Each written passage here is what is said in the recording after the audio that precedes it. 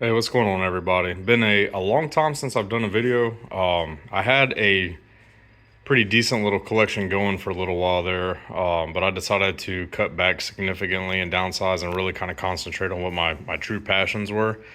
Drymarchon Rubbidus is what's in this enclosure over here. This essentially is a dream snake of mine that I'd wanted for a long time, and I finally picked one up about a year ago. Maybe he was 10 months oldish when I got him, and he was somewhere in the neighborhood of 20 inches long at the time. He's now almost 6 foot long already. And this enclosure, I had it built by somebody locally who did a fantastic job on it. It's a 6 foot long by 30-inch high by 2 feet front to back enclosure. It does have LED lighting. It does have a smaller heat bulb on the right side. It's just a Arcadia heat bulb that I think it's like 50 watts or something. It's really not generating much heat. It's basically just enough to kind of warm the entire enclosure up to about 76, 77 degrees when the ambient air outside of it is around 72 degrees. I built the stand down here myself. It came out pretty well. I'm probably going to put some type of like sliding barn door deals on it at some point. But anyway, I got this guy. He's a voracious feeder, does really well, great with handling. He is kind of cage defensive, which is interesting. He does some like bluff strikes when you're going to get him out, but as soon as you get him out, he calms down completely.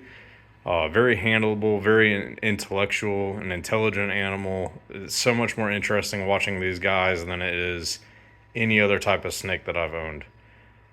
He's curious.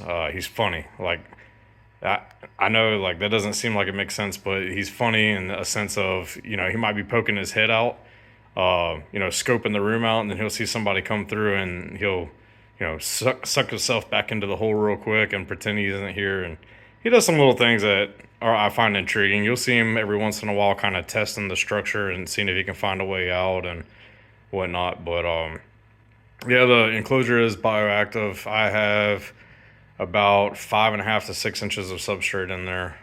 It is a mix of potting soil. There's leaf litter, some pine straw, a couple plants in there. And my basic regimen with it is that I spray it down once a week, roughly. Changes water out every other day.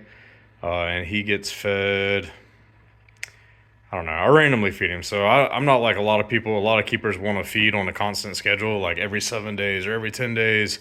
But the way I see it in the wild, they don't have that opportunity to eat on a schedule, right? They don't have a cafeteria that they can just stroll up into and get the same thing every single 5 days or whatever. So what I like to do is present food almost in such a way that they will in the wild, right? So he might get 2 meals 3 days apart.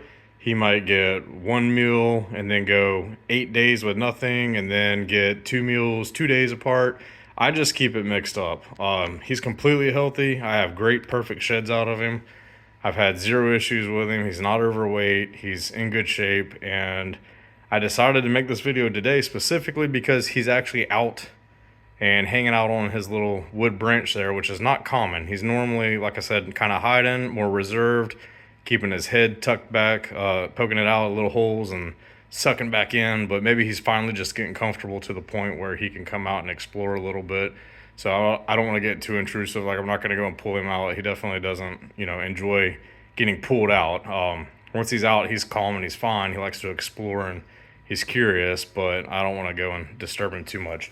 I will get a little bit closer, but he might jet off. I don't know. So we'll see. But anyway, this is the enclosure and him.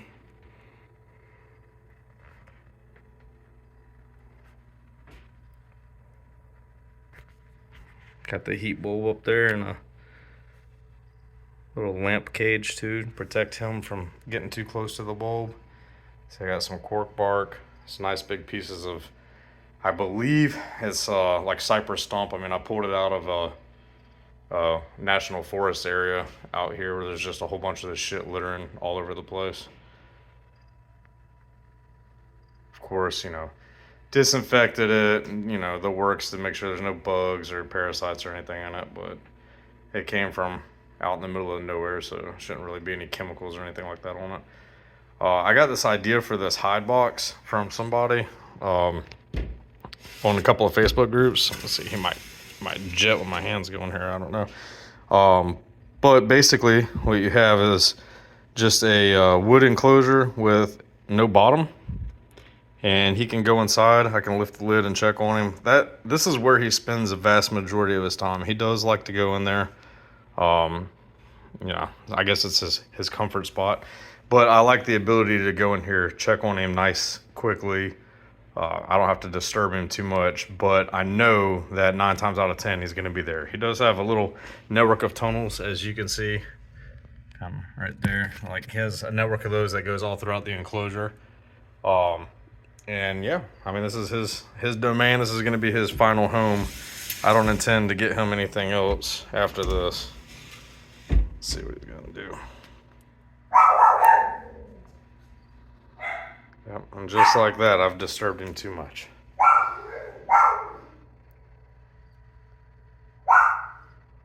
See, he's back over there.